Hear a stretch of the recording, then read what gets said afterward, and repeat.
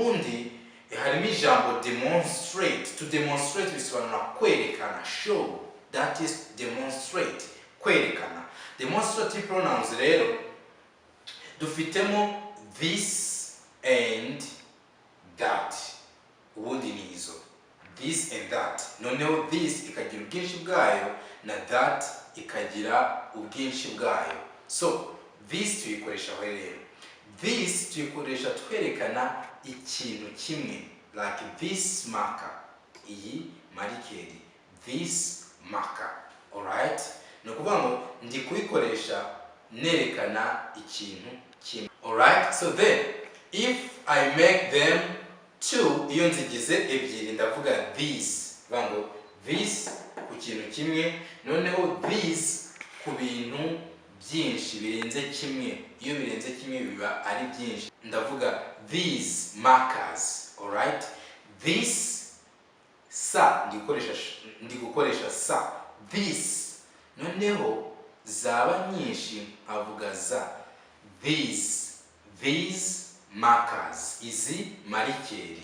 So then nukuvuga ngo dukoresha this tuyikwerekana ikintu kikwegere cyangwa se ufite. Nukuvuga ngo this whiteboard kuyikoraho birashoboka, ikintu wakoraho bikaba bishoboka, dukoresha this whiteboard, this marker. Noneho iyo kiri kure ni ukuvuga ngo iyo marikeri ntabasha kuba nayikoraho mbinsa kugitunga urutoki, ikintu kinsa kugitunga urutoki ndavuga that. Ubwo navuga ngo that marker binsaba kwitunga urutoki, ndavuga ngo iriya marikeri, that marker.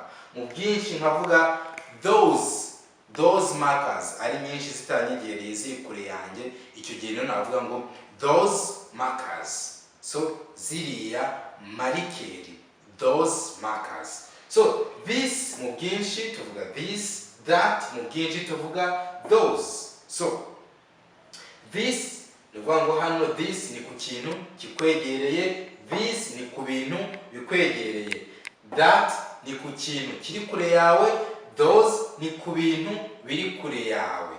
So this is it. So then ikintu ugomba kumenya kuri demonstrative pronouns rero, they don't describe noun. Ntabwo ziba zisobanura noun ngo zigira ubundi busobanuro zitanga kuri noun.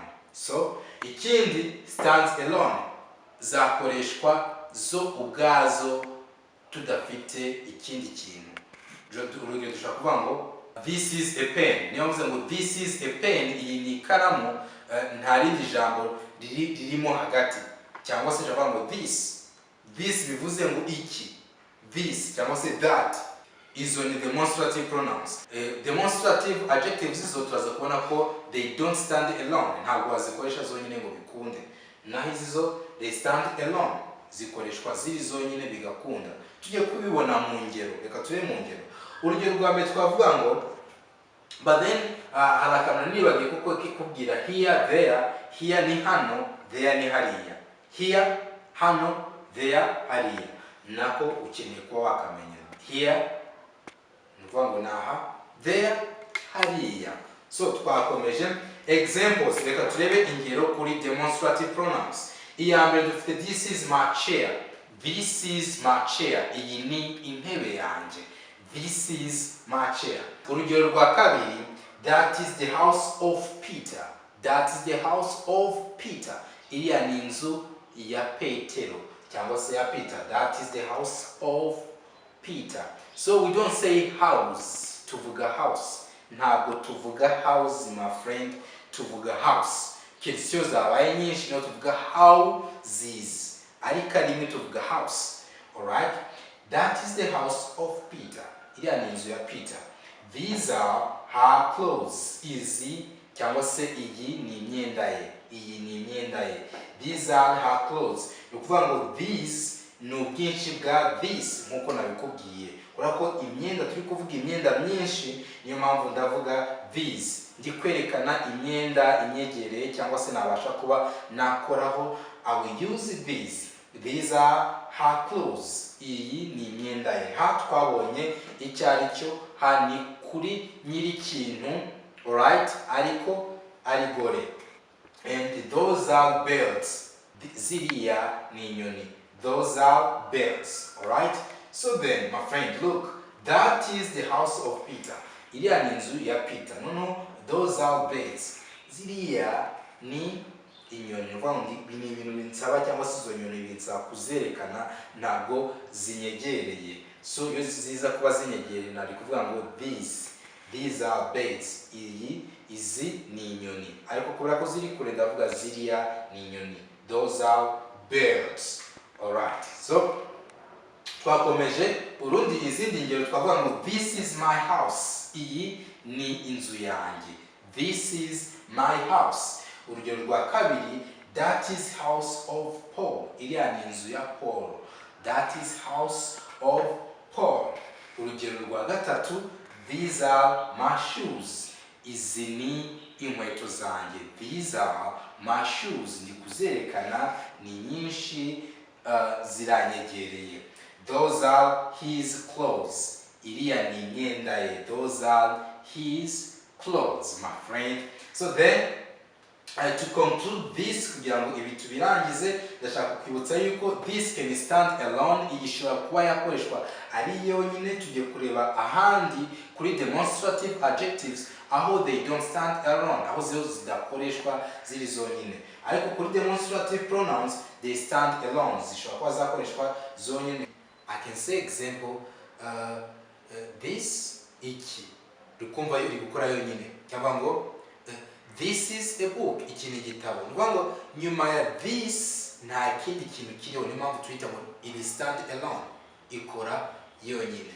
They stand alone because they don't describe a noun. Kubera yuko ziba zidasobanura izina, ni mpamvu tuvuga ko zikora ari zonyine. So turagiye noneho tugiye kureba demonstrative adjectives. Demonstrative adjectives nazo iyo wumvishe biriya ibi biroroshye. Vuga ngo this na this still bikora kuri near, something that is near, ikintu kiri hafi, na that na those bigakora ku kintu kiri kure. So this ni iki, this ni ibi. That ni iki, those ni biriya. Ukibuka yuko this ni ikintu cyo kuba nakwereka gutya. No, this ni ibintu nakwereka. That ni ikintu nakwereka ariko binsabye kubitunga urutoki. No, those ni ibintu nakwereka binsabye kubitunga urutoki. So nizere ko byumvikana. Let's see the examples. Reka turebe ingero urebe naho bitandukaniye n'ibya mbere. Hano navuga ngo this chair is broken. This chair is broken. Iyi ntebe yavunitse. This chair is broken. Ahandi ho twavuga ngo this is my chair. Kuba navuga ngo this is my chair. No kuvuga ngo iyi twavuga this hagahita hakurikiraho is. Ariko muri demonstrative adjectives turi kuvuga this hagahita hakurikiraho noun. Uri kumva they don't stand alone. Demonstrative adjectives zo ntabwo zikora ziri zonyine, hari ikintu ziba zerekana tugifite aho gikurikiranye na this, that, these, those. Izo nizo demonstrative adjectives. Naho hari yabo twavugaga this hagahita hakurikiraho verb, hagahita hakurikiraho icyo turi kwerekana. So that is the only difference. Iryo niryo tandukaniro rihari gusa. So this chair is broken. Iyi ntebe yavunitse. Another example, that car is expensive. Iriya modoka irahenze. That car is expensive. You see that tugakurikizaho noun, car is expensive. These clothes are wet. These clothes are wet. Iyi myenda iratose. These clothes are wet. Those birds are many. Ziriya nyoni ni nyinshi. Those birds are many. So reka turebe izindi ngero. I love this ball. I love this ball. Nukuvuga ngo cyakubira ngo nkuru izi ngero nkwereka yuko atari ngombwa kari itegeko yuko this igomba gutangira interuro. No, ushobora no kwikoresha iri hagati mu nteruro nk'uko ubibona, ariko this we are showing something, tukwerekana icyo kintu ariko agakurikiraho noun still. Alright, that is why we call them demonstrative adjectives. Kuko turi kuvanaho this agakurikiraho noun. I love this ball. Uyu mupira ndawukunda, ariko ni umupira wo gukina ntabwo umupira wo kwambara. I love this ball. I love that ball. Noneho uriya mupira ndawukunda. okay, cyangwa se nkunda uriya mupira. I love that ball. Next one is these trees are theirs. Ibi biti ni ibyabo. These trees are theirs. Last one but not the least, urugero rwa nyuma ariko ntabwo mvuze ngo ntabwo ariko rudafite akamaro, twavuga ngo shall we sit nearby these trees? Shall we sit nearby these trees? Ese twakicara hafi y'ibi biti? Shall we sit nearby these trees? Alright? This is Learn English Fast. Aha ni kuri Iga Vuba Icyongereza. We teach you in a way that helps you learn and start to speak. Turi rwose twaje twiyemeje kukwigisha Icyongereza ndetse ugatangira kukivuga. But before I conclude the lesson, mbere yuko turangiza iri somo, I have something to tell you. Mfite ikintu nshaka kubwira.